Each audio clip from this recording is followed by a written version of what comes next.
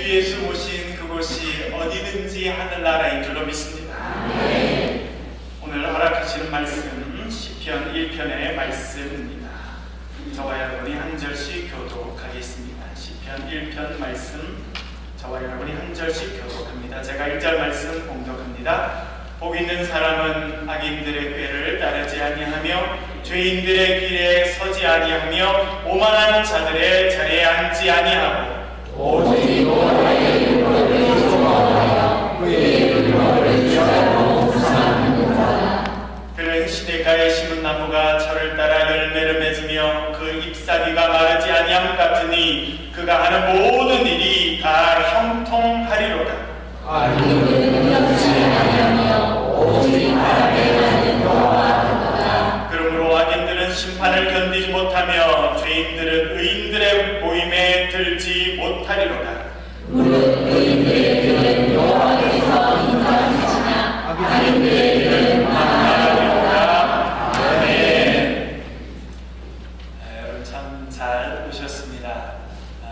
요즘에 또 신종 코로나 바이러스 때문에 악수를 해야 되나 말아야 되나 가까이 가야 되나 말아야 되나 고민이 좀 되시죠? 그래서 아까 또 악수하실 분들은 또 악수하셔도 괜찮고요. 또 어떤 분들은 이렇게 좀 악수하는 게 좀 그렇다 그런 분들도 계시니까 이 시간에 옆분 보시고 악수는 하지 마시고 밝은 얼굴로 최소한 4-5분 이상 이렇게 인사하겠습니다. 당신은 복 있는 사람입니다. 인사하겠습니다.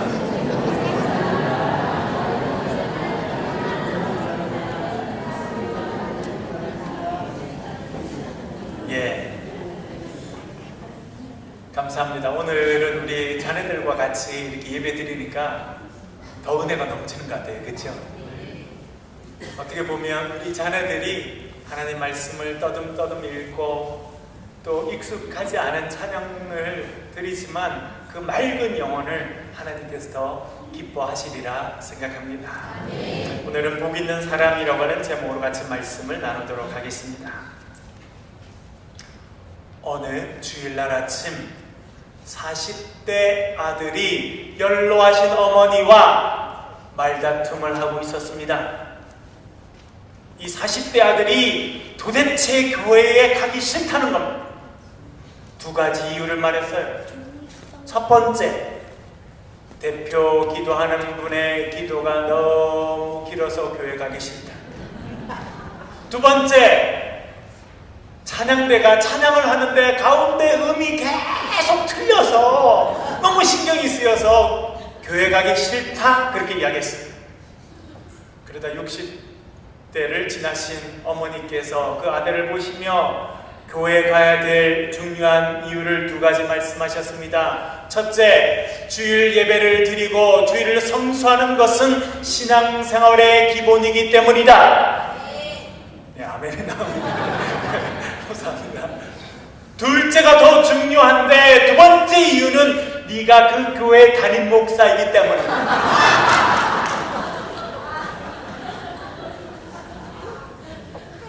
여러분 목회자도 교회 가기 싫을 때가 있을까요?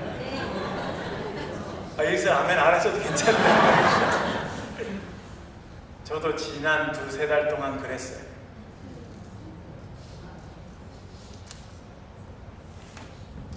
제 평생 처음으로 주일이 오는 게 두려웠습니다. 교회 가는 게 발걸음이 떨어지지 않았습니다.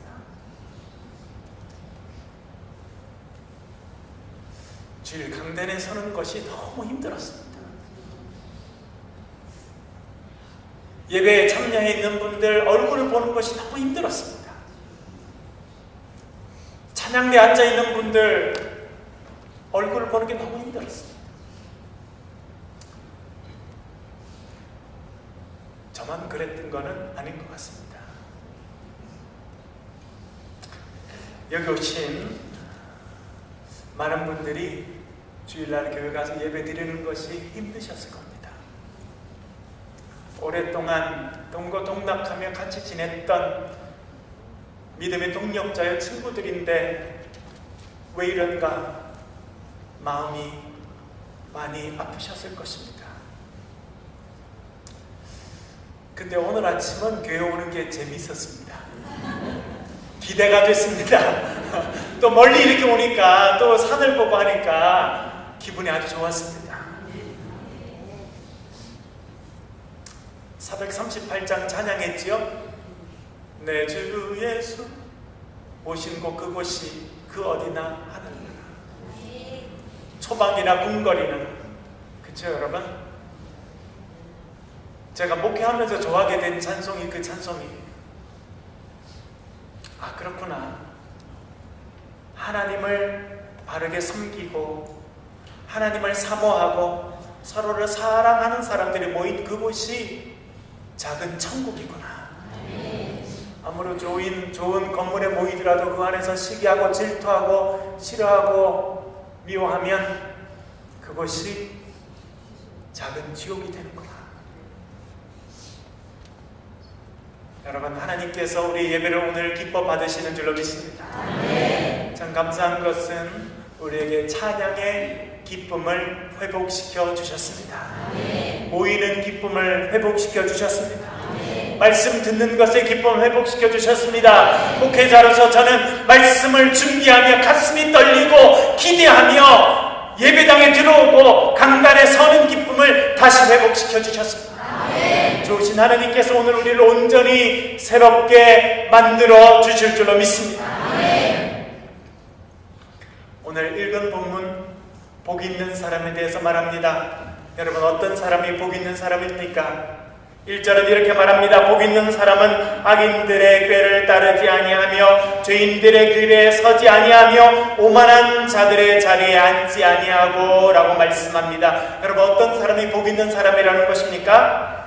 악인들의 꾀를 따르지 아니하는 사람, 죄인들의 길에 서지 아니하는 사람, 오만한 자의 자리에 앉지 아니하는 사람이 복 있는 자라 말씀하십니다. 여러분, 우리가 주님 앞에 복 있는 인생으로 살아가실 수 있기를 간절히 축원합니다. 본문을 자세히 보면 악인과 죄인이 같다고 말합니다. 죄인과 오만한 자가 같다고 말합니다. 여러분, 오만한 자가 누구입니까? 마태복음 23장 2절에서 예수님께서 이렇게 말씀하십니다. 서기관들과 바리새인들이 모세의 자리에 앉았으니, 오만한 자는 모세의 자리에 스스로 앉는 사람입니다. 아무도 부탁하지 않았는데 스스로 모세의 자리에 앉았습니다. 자기의 기준으로 사람을 판단하고 자기의 기준으로 평가하고 자기의 기준으로 정죄하는 그 사람이 앉아있는 자리가 오만한 자의 자리다. 성경이 말씀하고 있는 것입니다. 제가 시골에 초등학교 다닐 때 한 학년에 한 반이었습니다. 제가 졸업하고 난 다음에는 초등학교가 분교가 되었습니다. 제가 결혼할 때쯤 돼서 제 아내를 데리고 제가 졸업했던 초등학교 원래 이름은 삼용초등학교였어요. 제 아내가 그랬어요. 촌스러운 학교들은 왜 다 용자가 붙어야 되는 거죠? 그래도 제가 잘 모시고 갔는데 초등학교 간판이 바뀌어 있더라고요. 자세히 가서 봤습니다. 뭐라고 바뀌어 있냐면 불가마 옥사우나로 바뀌었어요. 학생들이 없어가지고 그 건물이 옥사우나 방으로 바뀐 거예요. 그 초등학교 다닐 때 저희들이 꼭 들고 다니는 게 있었는데 30cm 자였습니다. 여러분 아시나요? 투명한 아크릴로 된 30cm 자, 이렇게 줄 그어져 있는 거. 반에 한 명이 그 자를 꼭 들고 다녀요. 뭘 하나 봤더니 얘는 30cm 자를 들고 다니면서 다 재보는 거예요. 책상도 몇 센치인가 재보고, 선생님이 분필 쓰시는 분필도 몇 센치인가, 그리고 이런 분필로 쓰고 난 다음에 뭘로 지워요? 칠판 지우개를 지우는데 그것도 몇 센치가 딱 재봐요. 그것만 하는 게 아니라 얘가 딱 와가지고 친구들 엎드려 있으면 머리 크기도 재봐요. 얘는 머리가 너무 크네, 얘는 머리가 너무 작네, 그래서 못 쓰겠네. 걔는요 30cm 자로 모든 것을 재보고 판단하는 거예요. 그게 오만한 자의 자리에 앉는 것입니다. 우리 주위에도 그런 사람들이 참 많습니다. 자신이 가지고 있는 30cm 자로 딱 재보고 너는 합격, 너는 불합격, 자기가 그렇게 말하는 것입니다. 그런데 여러분, 때때로 우리가 그렇게 한다는 거예요. 때때로 우리 손에 30cm 자가 들려져 있습니다. 때때로 정신을 차려보니까 내가 모세의 자리에 앉아서 판단하는 거예요. 여러분, 우리를 평가하는 분은 오직 살아계신 하나님 한 분이심을 기억하실 수 있기를 간절히 바랍니다. 우리를 판단하실 분도 오직 한 분 하나님이시고, 우리 옆에 있는 분들도, 그리고 우리가 떠나온 공동체에 있는 분들 판단하는 것도 하나님의 영역임을 기억하실 수 있기를 간절히 바랍니다. 그렇지 않으면 오만한 자리에 앉게 되고, 원하지 않지만 우리가 악인의 길에 들어서게 될 수 있다 성경이 말씀하고 있는 것입니다. 그리고 여러분, 본문을 자세히 읽어보면 제가 하나 깨닫게 된 것이 있습니다. 그것은 무엇이냐면, 복 있는 사람이 될 것이냐 악인이 될 것이냐는 본인이 선택한다는 것입니다. 본문이 이렇게 말합니다. 복 있는 사람은 악인의 꾀를 따르지 아니한다. 무슨 말입니까? 악인의 꾀를 따를 수도 있었다는 거예요. 그런데 따르지 않기로 결정했다는 것입니다. 오만한 자의 자리에 앉아 있을 수 있습니다. 여러분, 딴 사람이 아니라 우리도 30cm 자를 들고 판단하고 이야기할 수 있는데, 그렇게 하지 않기로 결정한 사람이 복 있는 사람이라 말씀하고 있습니다. 여러분, 우리가 복 있는 사람이 될 것이냐 아니면 죄인의 길에 서게 될 것이냐, 우리가 매일 선택하며 살아가야 하는 것입니다. 성경에도 보면 그런 사건이 많이 나옵니다. 12명이 점kam꾼으로 파송되었습니다. 적과 꿀이 흐르는 땅을 보았습니다. 그 땅에 포도가 있었는데, 여러분, 여기는 영천, 김천 이런 데 포도가 많이 나잖아요. 제가 알게 됐어요. 천자 들어가는 이름이 좋은 거구나. 착각인가요? 포도가 너무 좋아요. 그런데 그 정탐꾼들이 봤던 포도를 얼마나 큰지, 포도송이 한 송이를 장정 2명이 메고 나와야 된다는 그런 포도송이를 보았습니다. 얼마나 적과 꿀이 흐르는 땅, 약속의 땅, 얼마나 좋은 땅인지 모릅니다. 그러나 10명은 그 땅에 대해서 악한 말을 하기로 선택했습니다. 그 결과 온 백성들이 다 분노했습니다. 그러나 2명은 믿음으로 말하기로 선택하였습니다. 그래서 믿음의 말을 하게 되었습니다. 여호수아와 갈렙이 그들이었습니다. 여러분, 어떻게 되었습니까? 10명, 그리고 그들의 말을 들었던 사람들은 다 광야에서 천천히 죽어가는 과정을 겪었다는 것입니다. 오직 2명, 여호수아 갈렙만 그 약속의 땅에 들어가게 된 줄로 믿습니다. 그곳에서 아름다운 기업을 얻게 되었고, 그 자손들이 하나님의 은혜를 누리며 살아갔습니다. 여러분, 21세기 대구에 살아가는 여호수아와 갈렙이 될 수 있기를 주의 이름으로 간절히 축원합니다. 그렇다면 우리가 어떻게 해야 복 있는 사람이 될 수 있습니까? 2절에서 이렇게 말합니다. 오직 여호와의 율법을 즐거워하며 그의 율법을 주야로 묵상하는도다. 여러분, 복 있는 사람은요, 윤리적으로 완전한 사람이 아닙니다. 흠과 티가 없는 그런 사람이 아닙니다. 복 있는 사람은 하나님을 사모하며 하나님의 말씀을 사모해서 그 말씀을 읽고 묵상하는 자라 말씀하고 있는 것입니다.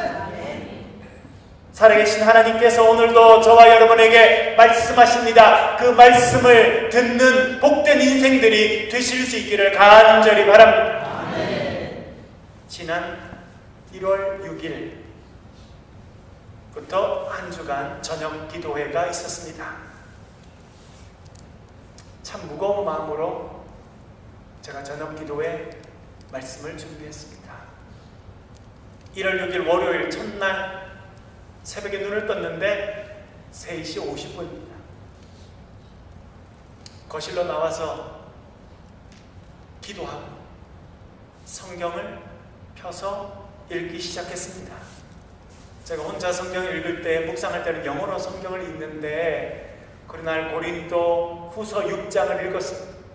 평소에 자주 읽었던 말씀인데 16절, 17절, 18절 말씀이 눈에 들어왔습니다. 특별히 17절의 말씀은 마치 성경에 적혀있는 활자가 살아서 일어나는 것처럼 활시비를 떠난 화살이 멀리 가서 그 목표물에 딱 맞는 것처럼 제 심장에, 제 마음에 그 말씀이 딱 꽂혔습니다. 그 말씀을 번역하면 이렇습니다. 그러므로 그들로부터 나오라.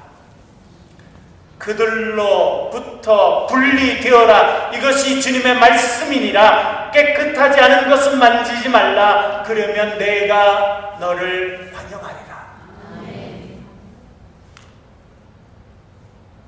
저는 바울을 그래도 전공해서 박사 논문까지 썼기 때문에 사도 바울이 이것을 구약 성경 어디선가 인용했겠다 생각했습니다. 왜냐하면 예수님도 구약 성경을 자주 인용하셨습니다. 십자가에 달리셔서 엘리 엘리 라마 사박다니 나의 하나님 어찌하여 나를 버리셨습니까? 그렇게 말씀하셨는데 사실 그것은 시편 22편 1절 다윗의 시를 그대로 인용하신 것입니다. 그래서 제가 성경을 펴고 다른 자료를 펴서 바울이 이 성경을 구약 어디서 인용했는지 살펴보았습니다. 그런데 놀라운 것은 구약에 똑같은 말씀이 없다는 겁니다.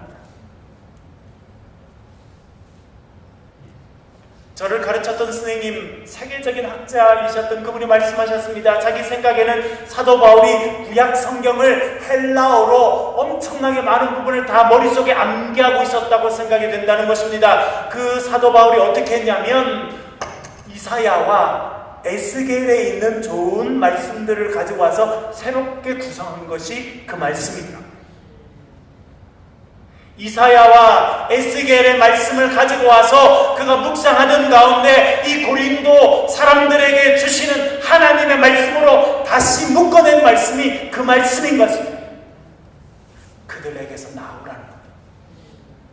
그들과 분리되라. 영어로는 be separate from them, says the Lord. 하나님의 말씀에 그들과 분리되라. 제가 깜짝 놀랐어요.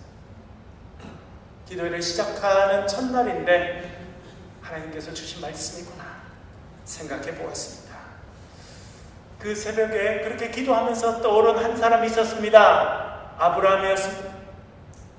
하나님께서 아브라함에게 말씀하십니다. 너는 고향과 친척과 아버지의 집을 떠나라. 그러면 네가 복이 될 것이다. 주님께서 말씀하십니다. 네가 이제 복이 될 것이다. 그리고 땅의 모든 족속이 너로 말미암아 복을 받게 될 것이다. 말씀하셨습니다. 그런데 조건이 있었습니다. 떠나야 된다는 거예요. 고향과 친척과 아버지의 집을 떠나라는 것입니다. 네가 의지하고 살던 곳에서 떠나라. 네가 익숙했던 그곳에서 떠나라. 그래야 네가 복이 될 것이고 너로 말미암아 온 민족이 복을 받게 될 것이다. 말씀하셨습니다. 그리고 말씀하십니다. 그리고 내가 너에게 보여줄 땅으로 가라. 여러분 지금은 어디 약속 장소를 가려고 하면 여러분 뭘부터 하십니까? 예약부터. 네, 그렇죠. 예약을 해야 가죠. 길을 찾아가려면 내비게이션에서 주소를 입력하거나 상호를 입력해서 찾게 됩니다. 그러나 아브라함 때는 그런 게 없었습니다. 어디로 가야 될지 알지 못했습니다. 막막했습니다. 가족을 데리고 길을 떠났지만 어디로 가야 될지 무슨 일이 있을지 알지 못했습니다. 주님께서 그 길을 걸어가라는 것입니다. 그래야 네가 복이 될 것이다 말씀하셨습니다. 여러분, 주님께서 저와 여러분들을 이 자리에 부르신 것은 우리를 새롭게 하심으로 우리를 복으로 만들어 주시기 위함이라는 것을 기억하실 수 있기를 간절히 바랍니다. 그러면 복 있는 자에게는 어떤 일이 있습니까? 3절에서 이렇게 말합니다. 그는 시냇가에 심은 나무가 철을 따라 열매를 맺으며 그 잎사귀가 마르지 아니함 같으니 그가 하는 모든 일이 다 형통하리로다. 여러분, 복 있는 사람은 뭐와 같다고 말씀하십니까? 시냇가에 심은 나무라는 것입니다. 제가 이스라엘을 몇 번 가봤는데 이스라엘에 살아보지는 못했습니다. 그러나 이스라엘과 가장 비슷한 기후를 갖고 있는 곳이 미국의 LA, 로스앤젤레스 그 근처입니다. 그래서는 3년 좀 넘게 살아보았습니다. 한 번은 아이들을 데리고 산타모니카 비치라고 옛날에 영화에 많이 나왔던 비치에 가봤습니다. 이렇게 써 있습니다. 이곳은 1년 365일 가운데 355일 해가 나는 곳입니다. 355일 해가 난다. 이스라엘 땅도 그렇습니다. 해는 충분해요. 문제는 뭐냐면 물이 있는가입니다. 물이 없으면 말라 죽어요. 아무리 건강해도 물이 없으면 말라 죽는데 오늘 본문에서 복 있는 사람은 시냇가에 심은 나무 같으다 말씀하고 있습니다. 그것이 복된 자의 인생임을 말씀하십니다. 여러분, 저와 여러분 우리 모두가 시냇가에 심기운 나무와 같은 인생이 되실 수 있기를 간절히 바랍니다. 그리하면 뭐라 말씀하십니까? 철을 따라 열매를 맺을 것이다 말씀하십니다. 우리가 경영하는 모든 것 가운데, 우리가 계획하고 이루어가는 것 가운데 아름다운 열매가 맺힐 것이다 말씀하십니다. 그리고 그가 하는 모든 일이 다 형통하리라 말씀하십니다. 이 자리에 있는 여러분들, 우리 모두가 복 있는 인생들이 되시길 간절히 바랍니다. 열매 맺는 인생들이 되시길 간절히 바랍니다. 우리의 경영하는 것이 주님 은혜 가운데 형통한 그런 인생이 되시길 주의 이름으로 간절히 축원합니다. 그래, 특별히 이 자리에 함께 있는 우리의 자녀들, 저들의 인생이 21세기의 아브라함의 인생이 되기를 간절히 축복합니다. 여기도 저희 아이들이 와 있는데, 저희 아이들이 어릴 때 제가 어떤 분의 연설을 같이 듣게 됐습니다. TV를 통해서 나오는 그분, 제가 안고 제 오른쪽에 큰애, 왼쪽에 둘째를 안치고 그분의 연설을 들었습니다. 그분은 김용이라고 하는 분, 한국에서 태어났습니다. 5살 때 미국으로 이민 갔습니다. 그분이 다트머스라고 하는 미국의 명문대학이라고 불려지는 아이빌리그 대학 중에 하나인 다트머스 대학의 총장으로 초빙받아서 그 총장직을 수락하는 연설을 할 때 제가 그것을 듣게 되었습니다. 그리고 그분의 삶을 보았는데 제가 든 생각은, 야, 저분은 참 복 있는 사람이다 생각이 되었습니다. 아버지, 어머니 모두 다 아주 열심히 있는 신앙인이었습니다. 어머니는 신학을 공부하시고 동양 철학을 공부한 그런 분이었고, 어릴 때부터 말씀을 가르치고 믿음을 가르쳤습니다. 그렇게 성장했습니다. 백인들밖에 없는 동네에 아시아에서 온 조그마한 아이 하나가 열심히 공부하며 다녔고, 때때로는 핍박을 받았습니다. 때때로는 놀림을 받았습니다. 그런 믿음으로 그는 성장하게 됩니다. 그는 하버드 대학의 의과대학을 다니면서 페루라고 하는 남미의 곳으로 가게 됩니다. 친구들과 함께 그곳을 가보았습니다. 수십만 명이 결핵으로 죽어가고 있었습니다. 미국 회사가 만든 그 약들, 독일 회사가 만든 그 약을 공급하면 이 사람들이 결핵에서 나을 수 있는데 너무나 가난해서 그 약을 쳐다보지도 못하고 사람들이 죽어가는 모습을 바라보고, 그런 친구들과 함께 기도하면서 파트너스 인 헬스라고 하는 조직을 만듭니다. 그리고 큰 회사들을 찾아가서 이 사람들을 살려달라고, 가격을 낮춰달라고 그 운동을 하게 됩니다. 그래서 수십만 명이 살아난 일에 쓰임받게 되었습니다. 그 공로를 인정받아서 그는 하버드 의과대학의 교수로 있다가 말씀드린 다트머스라고 하는 대학의 총장으로 뽑혀가게 됩니다. 그 사람들이 그 총장을 인선하는 인사위원장이 와서 이렇게 소개하더라고요. 자기들이 전 세계에 있는 사람들 400명을 다 조사해요. 그 중에 200명, 100명, 50명, 20명, 10명, 5명, 2명, 1명을 뽑게 됩니다. 그런데 자기들이 최종 선정한 사람이 김용이라는 사람. 미국 역사에서 단 한 번도 아시아계 사람이 아이비리그 대학의 총장이 된 적이 없는데 우리가 400명을 다 조사했지만 이분만한 분이 없기 때문에 우리가 이분을 총장으로 모시게 되었다. 그렇게 이야기했어요. 저도 한국에서 태어나서 나이가 들어서 미국에 가서 유색인종으로 살고 있는 그리고 우리 아이들이 그 땅에서 태어나서 눈치 보면 살고 있는데 그분이 그 일을 하는 걸 보고 너무나 감사했어요. 그리고 그분은 참 하나님께서 복 주신 사람이구나, 복 있는 사람이구나. 그분이 걸어가는 곳마다 새로운 역사가 되는 거예요. 그래서 그분이 그 대학의 총장을 하다가 오바마 대통령이 당신은 대학 하나를 맡고 있기는 너무 그릇이 크니까 세 개를 경영해 주십시오. 그래서 나중에 세계은행 총재로 추천해서 그분은 세계은행 총재가 됩니다. 여러분, 그 김용 총재뿐만 아니라 하나님께서 저와 여러분들도 복 있는 사람으로 불러주신 줄로 믿습니다. 우리가 걸어가는 걸음 그 자체가 하나님께서 이루시는 새로운 역사가 될 줄로 믿습니다. 이 자리에 와 있는 우리 자녀들, 이 자녀들이 걸어가는 곳마다 새로운 역사가 이루어지는 주님의 복된 인생들이 될 줄로 믿습니다.